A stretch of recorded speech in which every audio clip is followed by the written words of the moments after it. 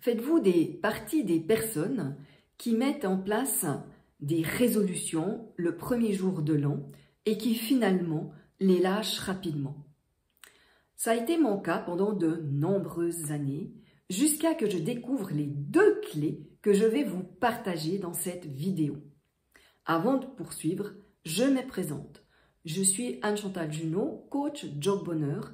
J'accompagne les gens à transformer leur vie professionnelle en trouvant leur métier de cœur et les entrepreneurs à expanser leur activité.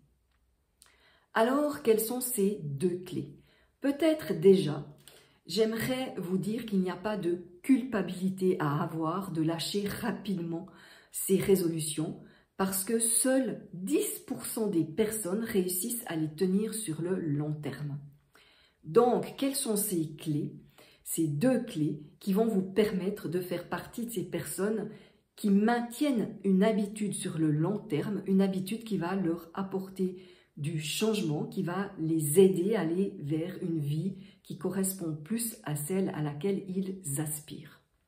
La première est de poser une résolution qui soit en lien avec le plus petit pas possible, impossible à rater. Je m'explique.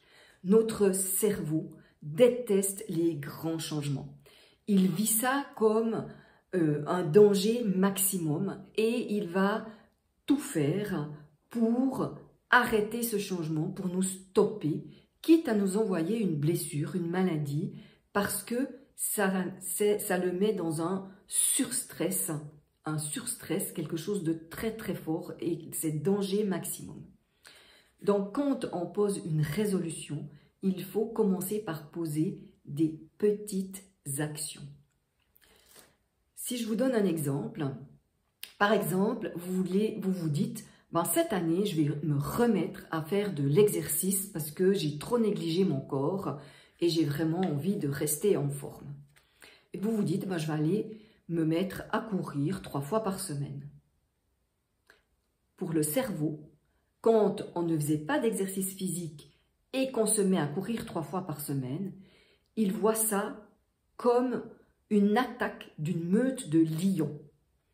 Tellement la différence est grande, tellement il se sent en danger.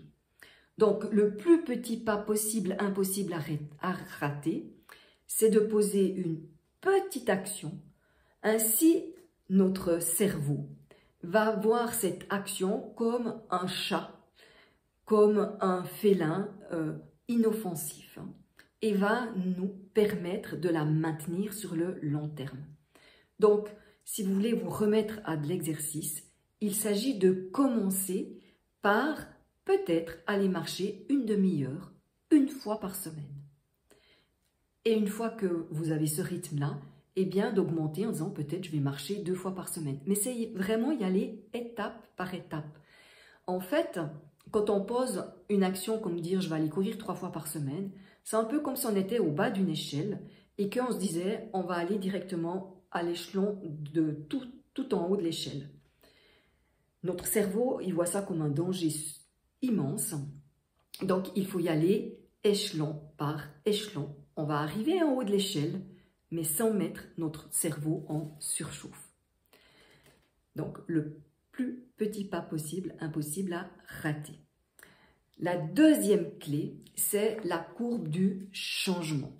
En fait, quand on met un changement dans notre vie, qu'on change une habitude, on s'attend à des résultats rapides. On pense que si ça c'est la ligne des résultats, ça c'est la ligne du temps, on se dit un changement, un résultat, un deuxième changement et on imagine que la courbe des résultats, des bénéfices, enfin pas la courbe, ça va être une ligne. On s'imagine que c'est une ligne, comme ça. Et en fait, le changement, c'est pas une ligne, c'est pas quelque chose de linéaire, mais c'est une courbe exponentielle.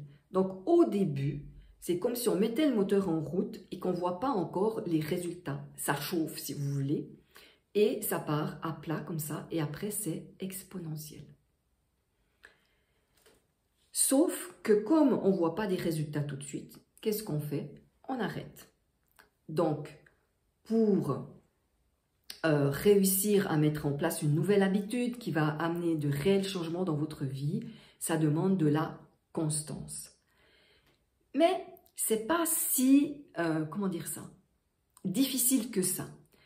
Je vous explique, dans le livre Atomic Habits, James Clear explique, je cherchais son nom, explique que 1% de changement chaque jour va amener près de 37% de changement, plus de 37% de changement au bout d'une année. Si on imagine que nous sommes réveillés à peu près 16 heures par jour, 1% représente moins de 10 minutes. Donc si tous les jours, vous faites 10 minutes une nouvelle habitude, à la fin de l'année, il y aura 37,7 et quelques % de changement dans votre vie. 10 minutes par jour, au bout d'une année, ça va représenter plus de 6 heures de changement dans votre vie. Donc ça demande de la constance, mais c'est un petit peu chaque jour.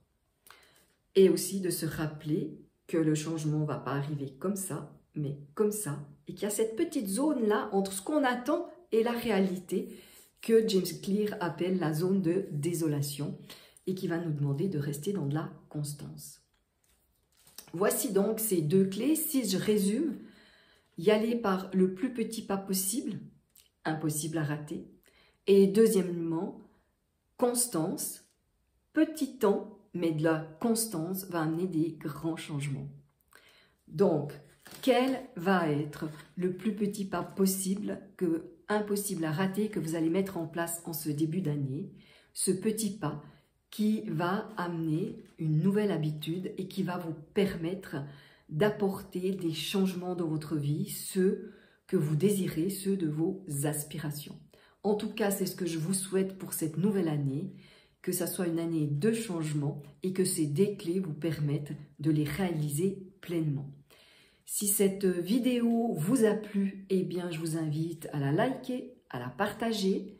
Vous pouvez aussi vous abonner à ma chaîne YouTube. Vous recevrez ainsi des notifications chaque fois que je fais une nouvelle vidéo, en principe une fois par semaine. Et vous pourrez aussi y trouver de quoi télécharger un document gratuit pour devenir un meilleur pilote de votre vie. Toute belle année 2023, à tout bientôt. Au revoir, bye bye.